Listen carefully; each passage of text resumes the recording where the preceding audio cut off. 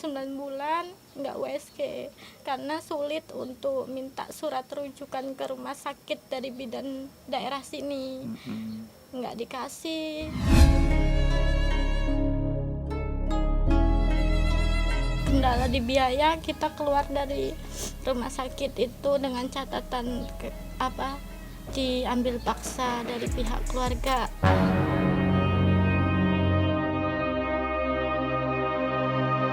Sedih ngeliat anak-anak seusianya dia udah bisa belajar jalan, terus ada yang udah mulai bicara, ngomong, nyebut mama.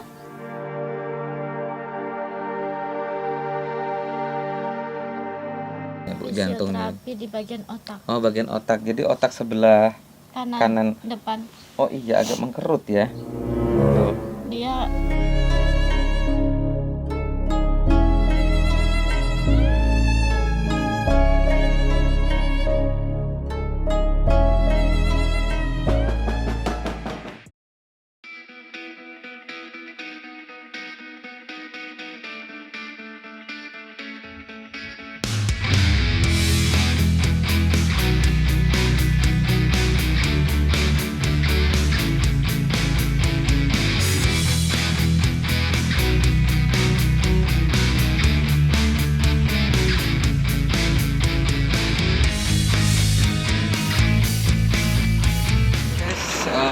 Hari ini kita mau ke rumah Ade Satria.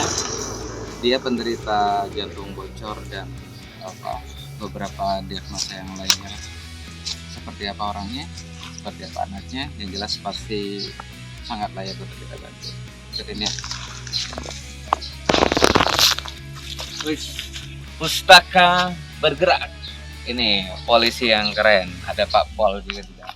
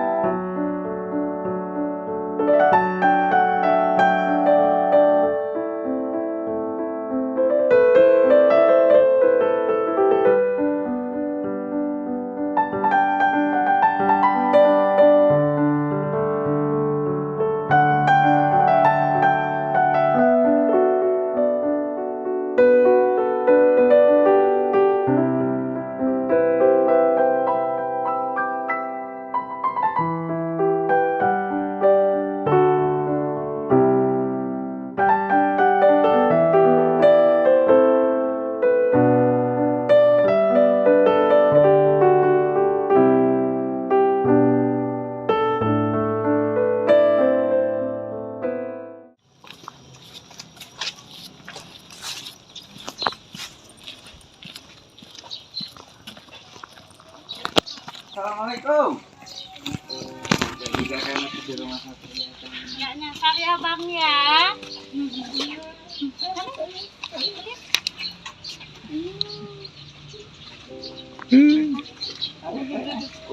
Oh, cukup. Halo Om, nyampe juga Om di sini Om. Habis nyamuk Habis nyamuk. katanya. Ditinggal ayahnya kerja. Oh, kerja di mana? Lagi muat itu pasir, ngambil pasir di sana. Muat itu? Bawa pasir mobilnya. Oh, mobilnya yang bawa pasir, Iya. bukan Bapak Satrianya. Bukan. Oh. Kirain bapaknya Satria bawa pasir. Bawa pasir. Mobil yang bawa. Kelihatan. Iya, mobilnya. Terus Bapak Satria ngapain? Nyopir. Oh, nyopir. Iya, Nyopir mobilnya itu baru nyuci piring pindah. apa? Apa? Nyopir itu nyuci piring apa? Iya. Nyopir ya mau bawa mobil. Oh. Halo guys, hari ini kita di rumah Ade Satria ya. Iya. Ade Satria ini sakit apa sih, Bu? Sakit jantung bocor, kelainan katup jantung, sama TB, terus berat badannya juga sulit naik, penciutan otak.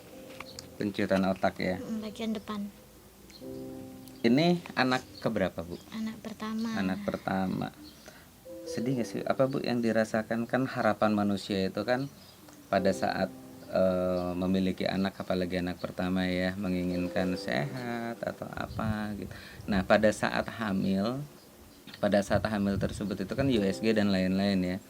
Itu udah diketahui belum Bu hasilnya? Dari saat hamil pertama salahnya orang tua sih, salah saya sendiri sama suami.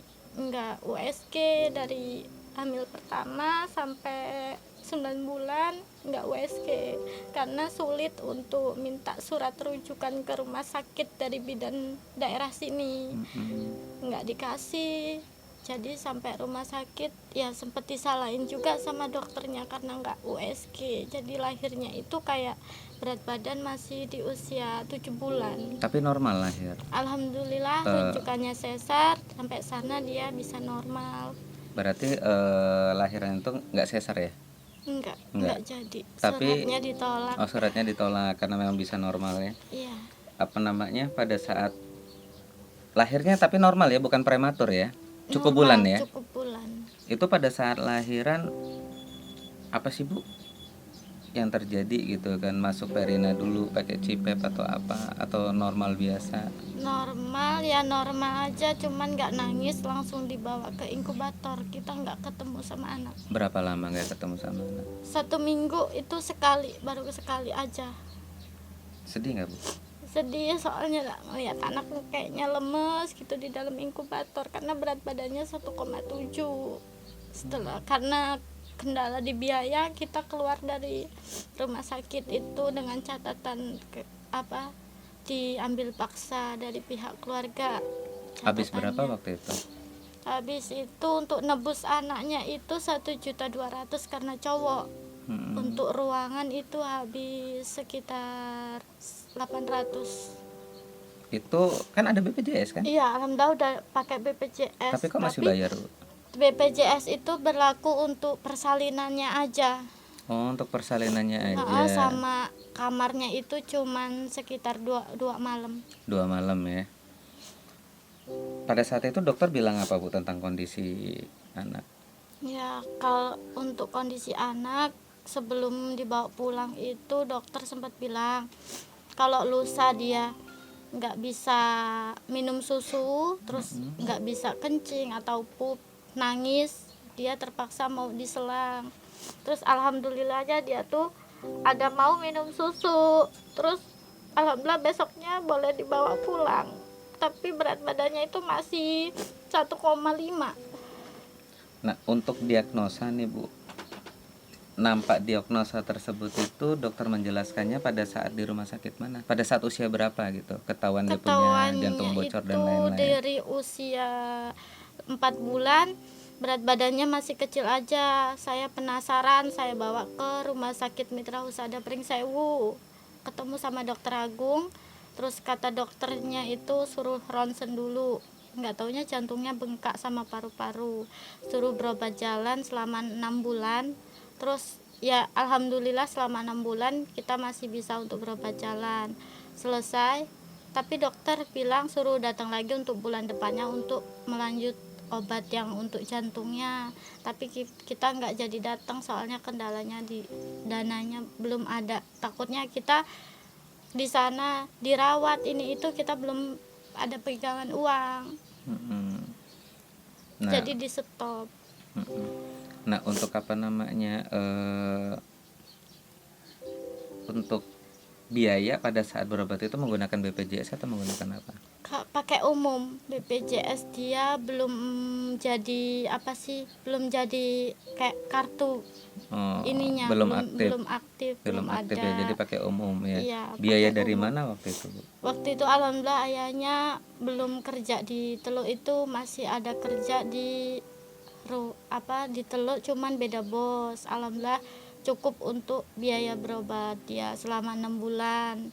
Tapi waktu itu di berobat jalan di kelimanya itu kita udah bingung uang dari mana untuk bulan depannya, untuk ke-6 itu sama ke-7 kan kita balik lagi ke sana. Alhamdulillah bapaknya inisiatif untuk nyekolahin BPKB motor bapak di rumah. Alhamdulillah bisa berobat lagi ke sana. Setelah itu kami stop untuk ke rumah sakit lagi karena kendala di materinya itu.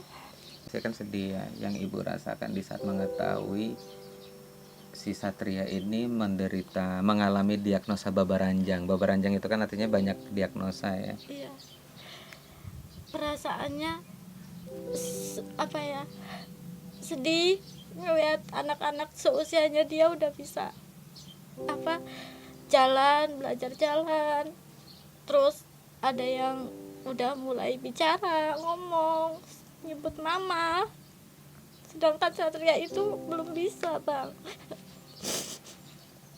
Jadi kayak apa ya, kayaknya sebagai orang tua kayak belum bisa jadi orang tua yang baik gitu untuk anaknya.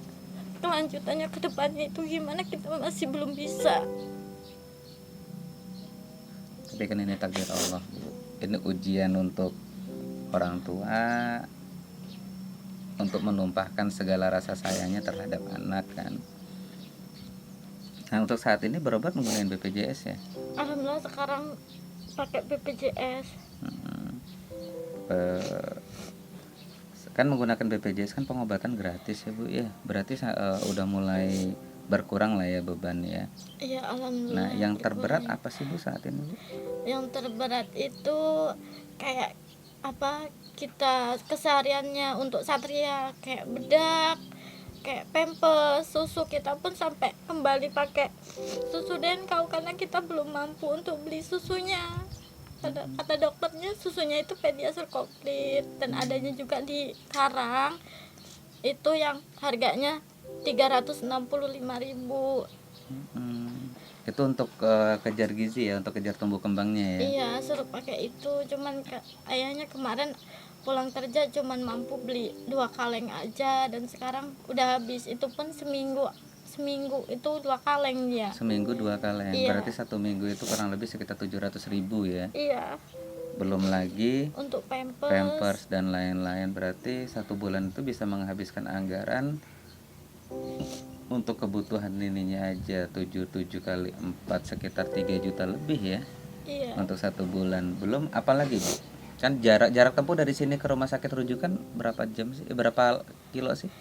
Kalau berapa kilonya kurang tahu, tapi untuk ongkos itu sekitar 300 itu PP-nya. PP-nya 300.000 ya. Itu seminggu berapa kali? Seminggu 2 kali, Senin sama Kamis. Seminggu 2 kali Senin sama Kamis. Iya. Naik travel ya.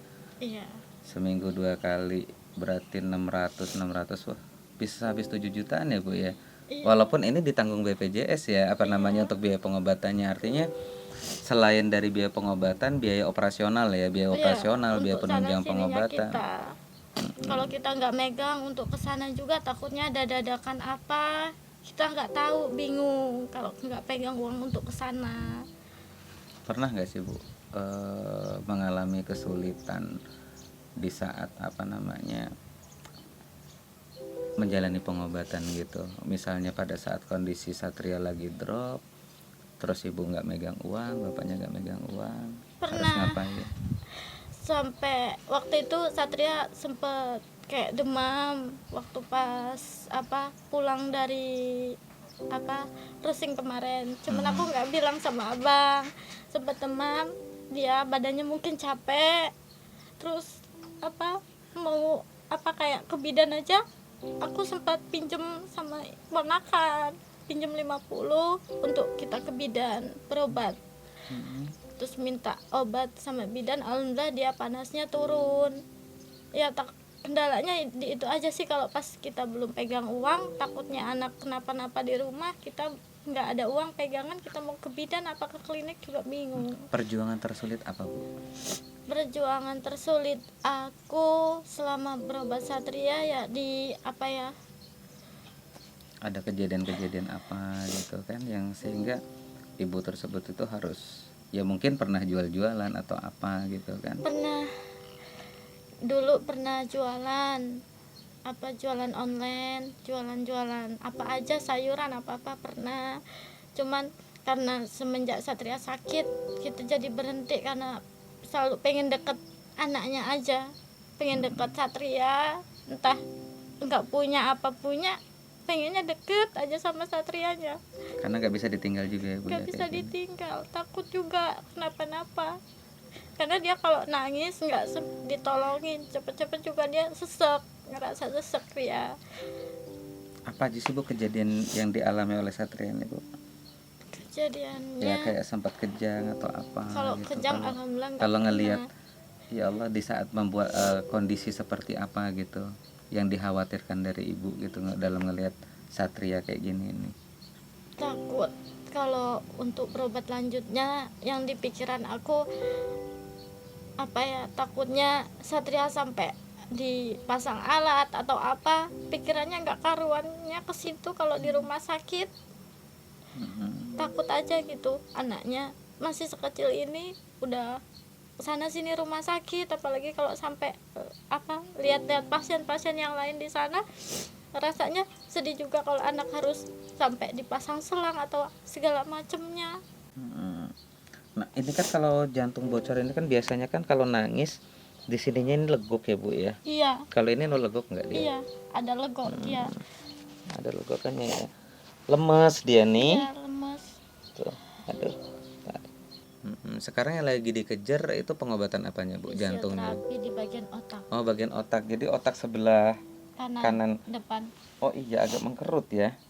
Tuh. Dia postur wajahnya Postur juga dia wajahnya. mengecil, terus di bagian kepala belakang juga agak ada berlebih ukuran gitu kata dokternya Oh ya kemarin. di sini ya. Iya.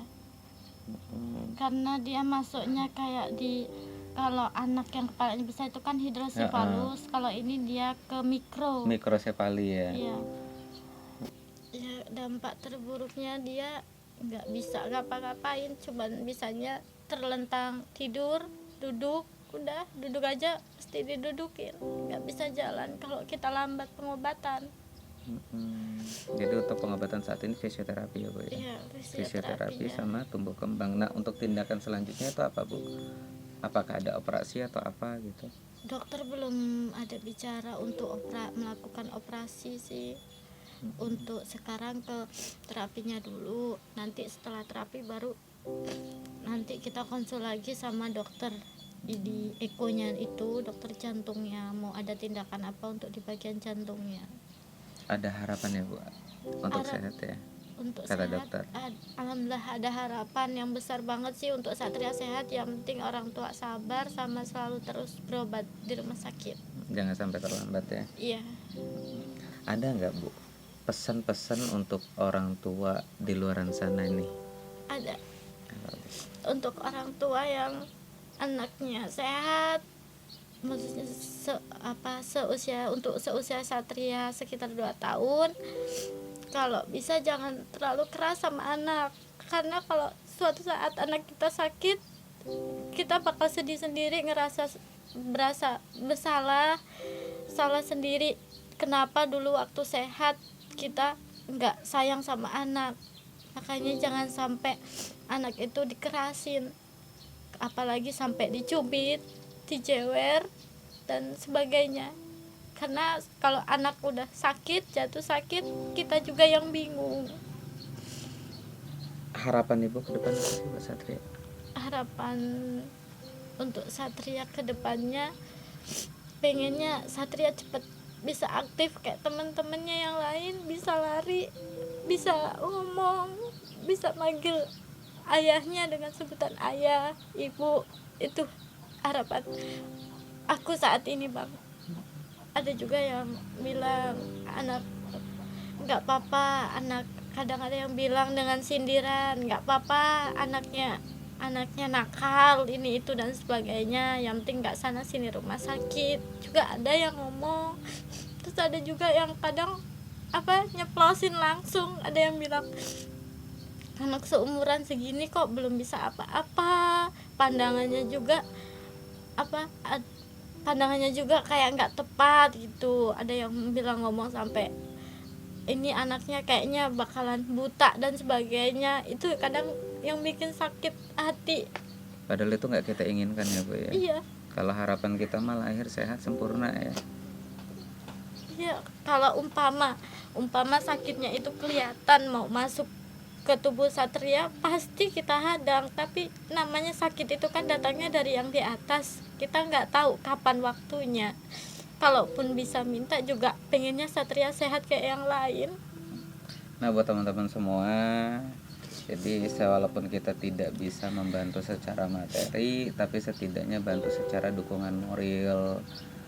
Nggak ada satu orang pun di dunia ini yang ingin lahir ya Bu ya, Iya, ingin yang lahir lahir sakit. sakit. Tidak ada satu manusia pun yang ingin melihat anaknya sakit gitu kan.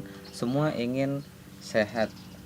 Ya kalau kita tidak bisa membantu secara materi, setidaknya bantu secara Dari dukungan gitu ya, dukungan jangan aja. menggunjing. Dahulukan akal sebelum mulut, artinya berpikir dulu sebelum bicara, menyinggung atau tidak, menyakiti atau tidak. Oke Ibu, mudah-mudahan ya Bu ya ada rezekinya, mudah-mudahan ke depan. Udah tahu kan Respek Peduli kan? Iya. Nah jadi nanti udah tahu nomor kontaknya Bunda Vika.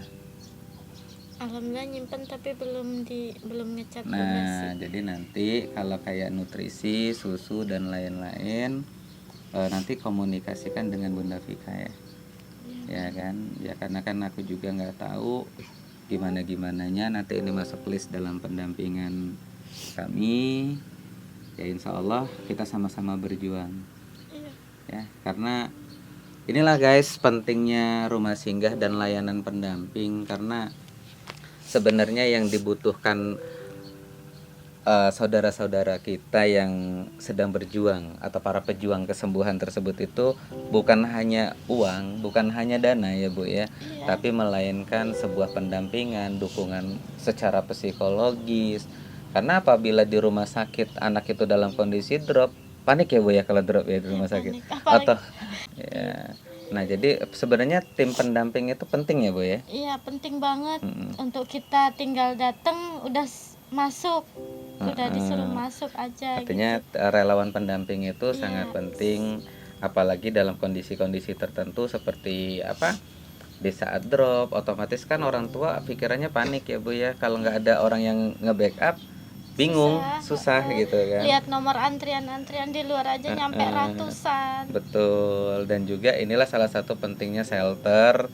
Jadi di saat yang warga-warga dari jauh untuk datang ke Bandar Lampung, berobat di Bandar Lampung, jadi ada tempat untuk tinggal sementara. Gitu guys. Oke, untuk pengobatan Ade Satria insya Allah nanti akan didampingi oleh teman-teman kita, tim kita dari Respek Peduli Lampung, dan juga Babin Taptipnas. Dari tadi nggak nongol tadi ya. Itu Bribka Leonardo yang sungguh sangat keren, luar biasa, yang senantiasa mendampingi dan membantu pengobatan adik Satria. Dan bukan hanya Satria aja yang menjadi dampingan dia, banyak Pak Mujari yang kita bareng-bareng ya Bang Leo ya. Ya kan, itu sungguh sangat luar biasa lah pokoknya Pak Mujari. Nanti ini Bu Ernawati ya Bang ya. Bu Ernawati, pokoknya banyak Dilan ya yang sudah survivor ya. Ya Dilan yang sudah sembuh dan lain sebagainya. Dulu Dilan banyak. sempat ketemu di Mitra Usaha. Iya. Waktu kita masih berobat pakai umum. Oke, mohon doanya untuk melihat perkembangan adik Satria, bisa ke Instagram atau fanspage-nya Respek Peduli Lampung, dan juga bisa ke Tanggap Peduli Umat ya Bang ya. Tanggap Peduli Umat atau akun pribadinya Bribka Leonardo. Bisa digantung. Nah guys, untuk adik Satria ini kita kerjasama dengan Bribka Leo dari Babin Kaptipnas Polsek Bangunrejo, Polres Lampung Tengah, dan beliau ini aktif di bidang sosial yang sungguh sangat luar biasa, baik itu di bidang kesehatan ya, sampai dia nggak punya waktu geng sama anak istrinya gitu kan. Gue juga nggak tahu istrinya yang mana karena waktunya habis untuk membantu masyarakat ya Bang ya. Sekalian gue wawancara dikit ya, apa sih Bang misi lo Bang? Ya, Apa sih misi lo? ya kalau misi awal merubah image dari instansi kami, instansi kepolisian, bahwa polisi ini tugasnya nggak hanya menangkap penjahat kan gitu, nggak hanya bisa menilang di jalan raya, tapi polisi juga bisa berkolaborasi dalam bidang kemanusiaan, bidang sosial, bidang peduli sesama. Itu dari awal. Dari awal misi dari hati itu yang diemban oleh Babin Kamtipmas selaku pelindung, pengayom dan pelayan masyarakat untuk merubah image masyarakat. Tapi bukan hanya itu, tapi memang dari hati kan. Iya. Pokoknya guys, gerakannya luar biasa. Dan ini Dede Satria ini salah satu pasien dampingannya Bang Leo juga, ya kan. Ini pokoknya diantar jemput terus. Memang dari Bang Leo juga udah sinergi terhadap kita udah lama juga ya, udah hampir beberapa bulan lah, dimulai dari Dilan, banyak lah ya. Ya kan. Sulit kalau mau disebutin satu persatu. Banyak pasiennya. Bu, ini aduh. Ini ada sedikit bantuan diterima ya kan, Makasih ya, Bang, buat ya. beli pampers atau apalah ya kan, untuk transportasi juga boleh. Nanti kalau ada apa-apa saling komunikasikan. Dio, nanti di ini ya, di backup deh jadwal-jadwalnya ya kayak biasa lah ya, termasuk kebutuhannya. Oke Bu ya. Oke, see you. Jadikan hidupmu berguna bagi sesama.